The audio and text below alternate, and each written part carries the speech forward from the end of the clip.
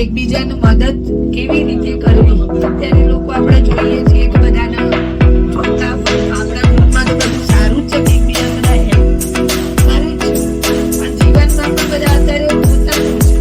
આજુવાળાના તો પોતાના ભાઈને નથી. એના ઉપર એક વાર્તા છે નાની કે રેલવે સ્ટેશન હોય છે ત્યાં બધા છોકરા બૂટ પોલિશ ને એવું કરતા હોય છે.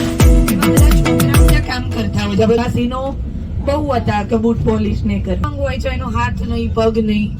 અને એક ભાઈ જતા હોય છે ને કહેતા હોય ભાઈ લાવો ને મારા બૂટ પોલિશ.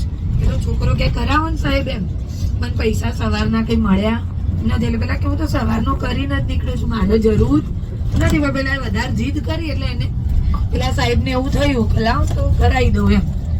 એટલે એમને કરાય પણ પેલાથી સરખું થયું નહીં. પેલો પગ ને હાથ ને બરાબર કામ નતું કરતું એટલે એના થઈ નહીં. એટલે પેલા સાહેબ બોલવા માંડ્યા કે તને આવડતું નહીં તો તું શું કરવા, એમ કે બધા ટાઈમ બગાડે છે એમ. તરત એટલું બોલતા એમ બાજુમાં એક બીજો છોકરો સાહેબના બૂટ સરસ પોલિશ કરી દીધા. હવે પેલા સાહેબનો પ્રશ્ન તો કારું પૈસા કોને આપું, કામ તો પેલા લીધું પણ પૂરું આને કર્યું છે તો પૈસા કોને આપું. એટલે પેલા સાહેબે પૈસા પેલા જે પાછળથી જે છોકરો આવ્યો ને એના આપ્યા, કારણ કે કામ તો તે મારું કર્યું એમ. એ સાહેબ ત્યાં ઉભા જ હતા ને છોકરાએ પૈસા પેલા અપંગ છોકરાને આપી દીધા.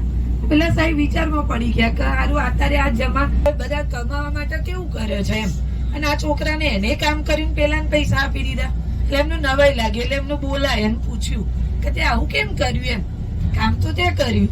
એટલે પેલા જે છોકરો હતો જે પાછળથી આવ્યો તો એને કીધું કે અમારા બધાનું આ એક ગ્રુપ છે અને આના મમ્મી પપ્પા આ જ રીતે અહીંયા કામ કરતા હતા, પણ એક એક્સિડન્ટમાં એના મમ્મી પપ્પા મરી ગયા અને એના પણ આવું પગની ને એની ઈજા થઈ છે અને કામ કરી શકતો નથી.